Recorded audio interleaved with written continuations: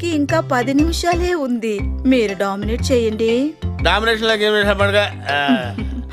పర్వాలేదండి, ఓపిక తెచ్చుకుని మీరు డామినేట్ చేయండి ప్లీజ్ డార్లింగ్. ఓపిక లేదు, పడుకోవే. సరే మీ ఇష్టం.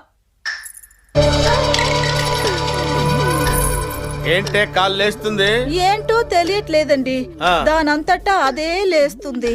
లేస్తా పడగా.